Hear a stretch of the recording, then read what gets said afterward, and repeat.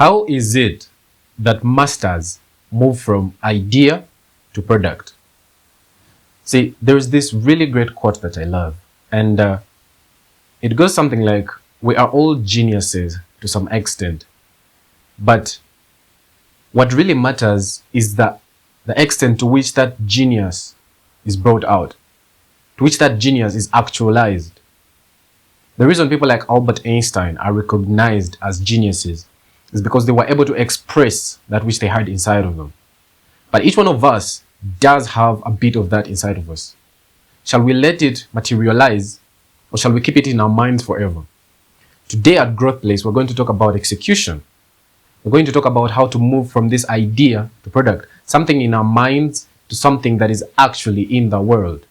And this is a very important skill if you think about it. Every master, every creator, every inventor had to at least go through this process. And how can we also be able to participate in it and also hone the skill to always reduce that time gap between having an idea and actually executing on it? Because an idea, no matter how beautiful it is, at the end of the day, is just potential. It is unrealized potential. And an idea has to degenerate into work. And I use the word degenerate here purposefully. I use the word degenerate here purposefully. The reason why I use the word degenerate is because it has to leave, the idea has to leave that polished form that it has been having in your mind, that perfect, flawless form, and it has to become actual labor. It has to get dirty if it is to be realized potential. And we don't want to see that happen sometimes. We want to keep our idea in our minds. Beautiful though as it may be, it's not real. We need to interact with the world to see how we can actualize this idea. And I'm going to explain to you today how to become the type of person that executes. See, we live in an age of limitless information and endless Instagram reels. They show us this curated idea of how we could be living our lives. So we educate ourselves endlessly, we go to seminars, we buy the courses, we read the books, we prepare, but we never really get anything done. And the problem with this is that this preparation gives us a dopamine hit. It feels like progress, and yet it is not really progress. This illusion of progress is where most of us get trapped. We prepare without ever really getting to the real work. You don't need to wait till you're ready. As you work on your idea, that is how you get ready. We plan the perfect morning routine for weeks before we ever wake up early, even once. So, an analogy that I can use to help you get this idea is imagine a woodworker, right? A woodworker that has this beautiful idea of a sculpture that they would like to make, but they never really get to the chipping. They have a beautiful idea of a sculpture that they want to make, but they never really get to the chipping. Their floor is always clean. You don't find any pieces of wood there. That woodworker is never going to get any work done. And yet that is how most of us are, and that is how we are living our lives. The gap between who we say we want to be and what we are doing to get that done has never been wider. And we want to become craftsmen and not just dreamers. That is very important right there. We don't want to become people who just love the poetic state. That feeling of inspiration. It feels good. It definitely does. But the work is necessary too, if we are going to actualize our dream. Our job is to produce work. We have to understand that our job is to produce work, to move another human being through something that we have created inside us, through something that we have created out of us, outside of us. And that can only happen through action. It can only happen if we turn abstraction into action. And the way that this can happen is through labor, hour by hour. Henry Ford, who of course needs no introduction, the creator of Ford Motors, said that you cannot build a reputation on just potential. You're not going to build your dream on just potential. Ideas have no bones. We have to give them a skeleton first in order for them to actually stand. Working hard as a professional means playing the infinite game too. When it comes to work for the professional, it's not about working hard until maybe your name is in the lights, until you catch a lucky break. It is not about any of that. Working hard as a professional means that you understand that it's all about the work. It's always been about the work. The work is the reward, and it is actually the only thing that you ever get. Setting your eyes on the goal is actually misleading. Our goals are only supposed to ever exist in order to inform what actions we should take in order to achieve them.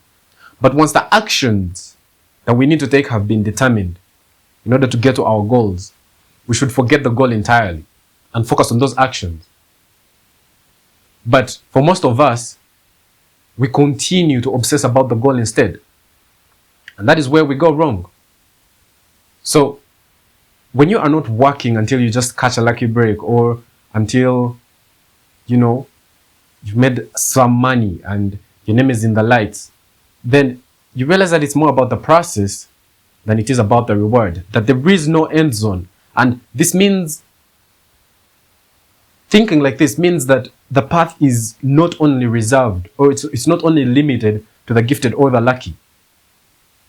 And this is a very important point. You realize that the path to greatness, to achievement, is it's within the reach for all of us.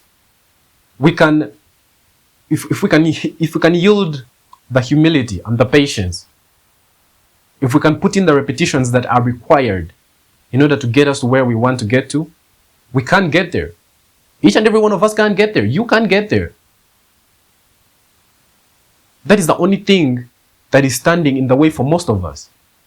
But we're going to blame all these other things that we cannot control. We're going to blame, not having the right equipment. We're going to blame not being ready. We're going to blame having had less education. We're going to blame not having enough money.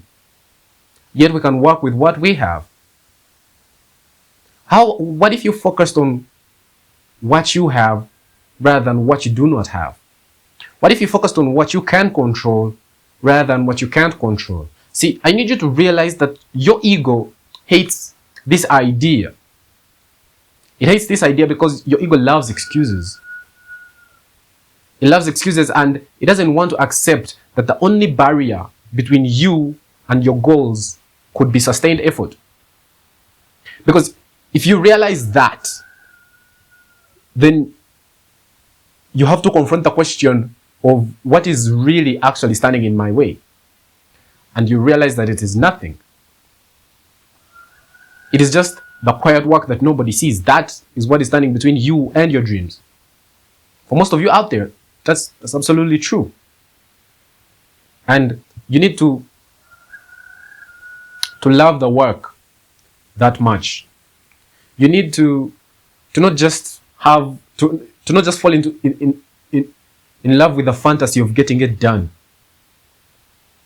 You need to find love within the process.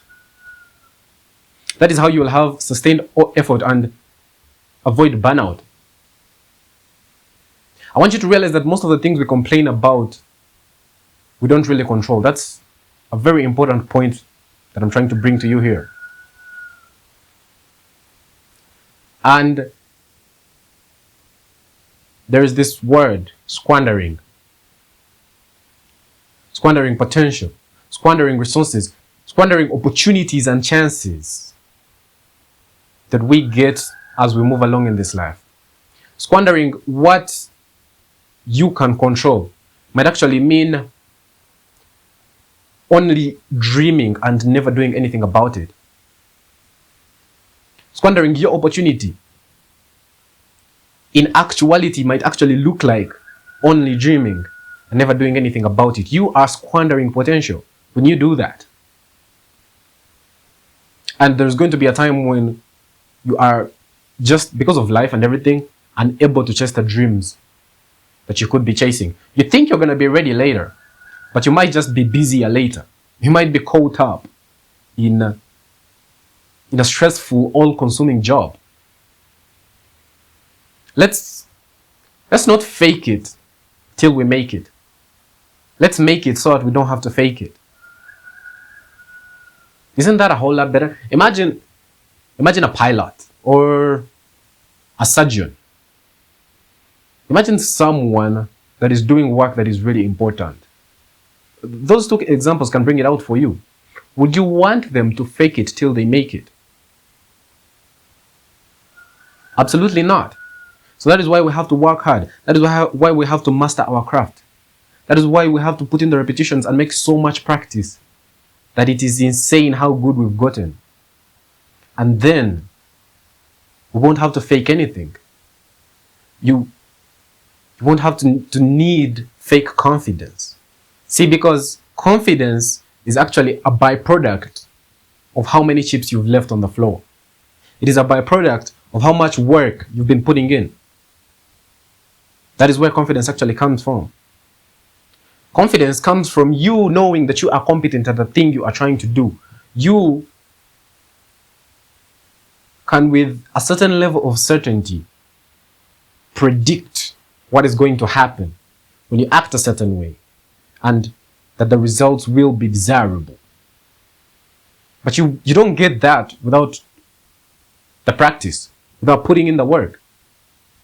So practically, how can we get this execution?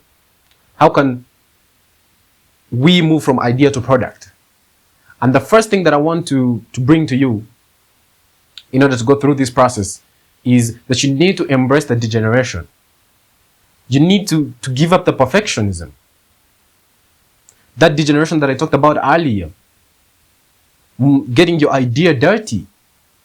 Putting it out there in the real world and turning it into actual labor. Leave that polished version. It has to go. It's not the reality. It is a theory in your mind. Right? You need to apply it. Let it interact with the world. Let it get dirty. Let it change a little bit. But it will have become realized and actualized. And the second thing that I want to tell you is that you need to love being alone with your work. That feeling of aloneness, it's okay. Sitting there with that empty canvas, maybe as an artist or someone who draws. It's not easy, but you got to do that. Standing in front of that camera, in front of that empty page. You plan to write a book. Embrace that. It's not easy, but embrace that and go through it. That empty truck, if you're a runner, you need to embrace that. Another thing that I want to tell you to practically help you get from idea to product is that you need to judge yourself by the chips and nothing else. The chips that you have made, the wood that you have on the floor, the repetitions that you have put in, that is the only metric by which you should be judging yourself. Not your intentions. Not what you intended to do or what you did. Not your elegant plans. What did you actually cut? Measure that. Another thing that will really help you move from idea to product is that you need to commit to your work with finality. And what does this mean? Every time I say committing to your work, there's this Latin phrase, and it translates as, if you're going to do it, do it. If you're going to do it, do it. And this helps you with procrastination if you think about it. Like if you're telling yourself that you're going to do it, then do it. Do it already. Do it if you're going to do it. You can even say it like that. Not halfway, not conditionally. Go all the way. Ignore the excuses. You see, you have to understand that the world is drowning in good intentions and it is starving of finished work. It is starving of your work and every other creative out there. The best plan is not necessarily the answer. If anything, the best plan will arise from the work that you begin to do. Because I need you to realize that there will always be this learning curve, right? There is a lot of ignorance debt that you need to pay at the beginning of your process. You think you understand how things work, but you don't really. There's a lot of nuanced details that you miss, and the only way that you're going to get that information is when you start acting on the process.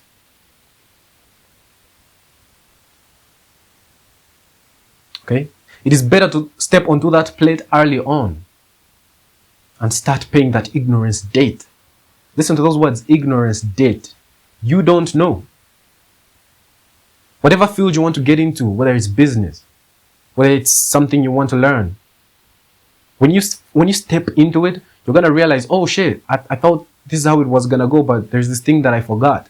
Now, the earlier you can start going through that, the better for you.